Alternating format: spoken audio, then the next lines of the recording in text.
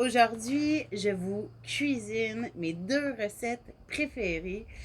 J'ai, comme d'habitude, beaucoup d'amour pour beaucoup de choses. J'ai des beaux cadeaux dans la vie. En fait, j'ai une amie qui m'a donné ce qu'on appelle une veste de loup, qui en anglais c'est un Giant Puffball. C'est un magnifique cadeau que j'ai reçu. Je l'ai tranché au préalable, mais en fait, ça peut être relativement assez gros. C'est délicieux. On trouve ça à l'orée des bois, dans les forêts de feuillus. C'est une belle, belle découverte quand on tombe dessus. C'est un cadeau. C'est Noël au mois d'août, septembre. C'est vraiment délicieux. Et quand on réussit à en avoir, ben c'est ça, c'est un magnifique cadeau. Maintenant, allons aux choses sérieuses. On va faire veste de loup et sauge croustillante pour donner de la texture à notre veste de loup parce que c'est quand même un champignon. C'est mollet un petit peu. C'est, comment vous l'expliquer? Moi, je dis le mot crayeux. Je sais même pas si c'est un mot qui existe, mais bon, c'est qui je suis. C'est vraiment, on fait des grosses tranches quand même assez épaisses pour pouvoir soit en faire des cubes ou faire des tranches bien rondes, bien pour pouvoir les poêler dans du beurre et dans de l'huile. Je vais partir mon magnifique poêle de camping et j'espère que je vais réussir du premier coup. Et on va faire une belle recette. Et voilà, ma flamme est partie. On va faire une belle recette pour donner de la texture et du goût. Pendant que ma flamme se fait, on va parler rapidement sauge croustillante. La sauge, c'est toujours recommandé de la cuire avant de la consommer. On peut la cuire dans un gras, c'est délicieux. Beurre, huile, du gras de bacon aussi, c'est très très bon. Euh, Puis c'est ça. Ben on va commencer. Ma flamme est prête. Je suis encore en train de m'habituer au poêle de camping. On va se prendre quand même une bonne quantité de beurre. Je vais faire cuire ma veste de loup en premier. Puis ensuite de ça, je vais mettre la sauge. Donc, je mets du beurre dans ma poêle. Je mets de l'huile d'olive. Oups! Évidemment que ça n'allait pas fonctionner comme je voulais. Je vais mettre de l'huile d'olive. J'en mets quand même une bonne quantité parce que c'est un champignon. Et le champignon boit beaucoup les liquides. Donc, on veut une poêle très chaude pour pouvoir le faire revenir rapidement. Et ben, on va pouvoir le déguster par la suite en bonne compagnie ou pas. C'est vraiment, vraiment, vraiment délicieux et je ne le dirai pas assez. C'est un magnifique cadeau que j'ai reçu. Merci Nathalie, je l'apprécie fois 1000. Quand quelqu'un en trouve, je reçois soit un appel ou on vient livrer directement chez moi. C'est vraiment là où je suis pleine de gratitude et de bonheur. Maintenant, mon beurre et mon huile sont fondus. Je vais mettre mes grosses tranches de champignons. J'aurais pu aussi les couper en cubes, faire un mélange avec des pâtes. Nous, habituellement, on va le manger comme ça, tel quel, parce que c'est trop bon. Sel, poivre, facile, facile, et sauge croustillante. Je vais faire revenir tout de suite. Donc, mon beurre est bien fondu. Ma poêle, elle est prête. Je vais mettre mon champignon dessus en espérant que ça va se passer assez rapidement. Et ici, pour les besoins de la cause, je vais couper ma tranche en deux pour pouvoir la rentrer dans la poêle. Puisque je suis toute seule à faire mes vidéos, je dois toujours m'organiser quand même toute seule. Et c'est pas toujours évident. Donc, pardonnez mes bévues, pardonnez mes petites erreurs, pardonnez mes mots que je dis en trop, comme le ceci étant dit d'une vidéo précédent. Je fais ça toute seule. Je le fais parce que j'aime ça. Je le fais aussi parce que j'ai envie de partager ma passion avec vous. Donc, somme toute, voici. La tranche, ben, les tranches de champignons sont en train de cuire sur la poêle dans le beurre et l'huile. Quand je vais la tourner, je vais mettre un peu de sel et de poivre et on va se casser des feuilles de sauge. Et tout de suite après la cuisson de mon champignon, je vais rajouter beaucoup, beaucoup, beaucoup de beurre pour pouvoir faire ma sauce croustillante qui est vraiment géniale. Si vous avez jamais goûté et que vous aimez la sauge, je vous recommande fortement de le faire au moins une fois dans votre vie et vous ne pourrez plus jamais vous en passer. Moi, je le fais habituellement en apéro, la sauge croustillante, et c'est toujours plus que le bienvenu. Je vais juste augmenter un petit peu, oups, je suis en train de le fermer, je vais augmenter la chaleur pour pouvoir avoir une tranche de champignon qui va bien griller et à la limite qui va avoir un petit peu de croustillant sur le dessus. On va lui rajouter un peu de beurre. Comme je vous disais au préalable, le champignon boit tout ce qu'on met. Donc, c'est sûr que c'est pas pour les gens qui sont nécessairement au régime et qui veulent couper dans les matières grasses. Mais c'est complètement... Écoutez, je ne sais pas comment vous le décrire.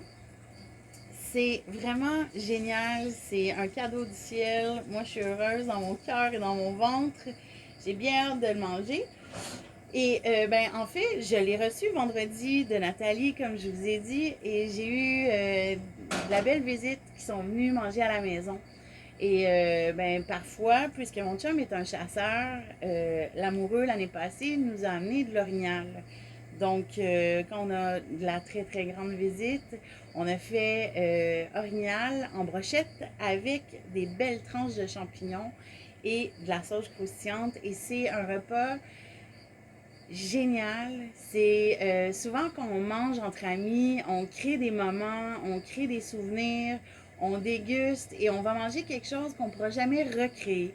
Fait que le sentiment est encore plus grand et c'était beaucoup plus agréable. Donc, on y est presque. Et là, c'est parfait en fait. Ça dort bien. J'ai une belle dorure sur mon champignon. Je vais vous le montrer. Je ne sais pas si vous voyez bien mes belles tranches bien dorées. Aïe aïe, je me brûle en même temps. Ça va super bien. Donc, ça, c'est la veste de loup, qui est un champignon génial, qui gagne à être connu. On suggère de le manger vraiment avec parcimonie, parce qu'évidemment, comme toute chose, il peut y avoir des toxines si on en mange trop régulièrement. C'est pas quelque chose également qu'on va manger en continu pendant une semaine, c'est pas recommandé. Maintenant, la vis de loup, elle est prête et ceci est mon premier vidéo. J'espère que je vais avoir vos commentaires sur mes vidéos de cuisine, bien évidemment. Ce que je peux améliorer ou ce que je pourrais changer. Donc ici, ma vis de loup, elle est prête. Et là, ce que je vais faire dans ma poêle, je vais rajouter un bon morceau de beurre. Quand même. Et encore, quand tu penses que tu en as trop, tu en rajoutes parce que c'est jamais assez. On va faire fondre le beurre pour rendre la sauge croustillante. Donc ici, je mets mes feuilles de sauge avec la tige. Je vais les mettre dans la poêle. Ouais, je vais y arriver. Et là, vous m'excuserez, comme je vous disais, je suis toute seule à faire mes vidéos. Des fois, j'ai des bruits ambiants tels que les tondeuses ou j'ai des amis tels que les guêpes qui viennent me rejoindre. Je suis dehors, dans ma cour et j'ai du bonheur à faire les vidéos. Puis vos commentaires me touchent toujours beaucoup. À tous ceux qui ont pris le temps de me dire ce qu'ils en pensaient. C'est toujours pour moi une joie de partager et d'avoir les commentaires, qu'ils soient positifs ou négatifs. C'est toujours très constructif. Donc, ce qu'on fait, c'est qu'on met la sauge dans relativement beaucoup de beurre, dans une poêle très très chaude. Puis on essaie le moins possible que notre beurre noircisse. Parce que ce beurre-là, par la suite, on le récupère. Et demain, mardi, jeudi prochain, dimanche la semaine d'après, on se fait des magnifiques pâtes au beurre infusé à la sauge avec du parmesan. Simple comme ça, c'est vraiment, vraiment bon. La semaine dernière, avec mon amoureux, on a eu des courges, énormément de courges. Et on s'est fait des spaghettis de courges, beurre de sauge, tomates confites. Et il me manque quelque chose. Je me souviens plus. J'ai un blanc. C'est le bonheur. Parce que c'est ça. À chaque fois qu'on mange, on ne peut pas être triste quand on mange. On ne peut pas revivre 2 fois la même expérience au degré exact, c'est quasi impossible. La température, l'épice en grammes, peut-être qu'il va y avoir une petite pincée de moins. C'est d'apprécier chaque petit moment qu'on a et qu'on peut déguster et apprécier. Fait que j'arrête de parler. Je crois que ma sauge, non, elle n'est pas prête encore. En fait, quand la sauge va devenir croustillante, on la tourne et on va voir la feuille va changer de texture. Donc, c'est à ce moment-là qu'elle est prête. Toujours se mettre quelques feuilles de plus en cas de bévue, en cas de pépin. Et si on n'est pas certain, ben, il faut toujours goûter avant de servir. Comme ça, on est garanti que ça va être bon et on sait exactement ce que l'on sert. Là, je vais fermer ça ici. Je ne suis pas dans les meilleurs. Au pire, ça explosera.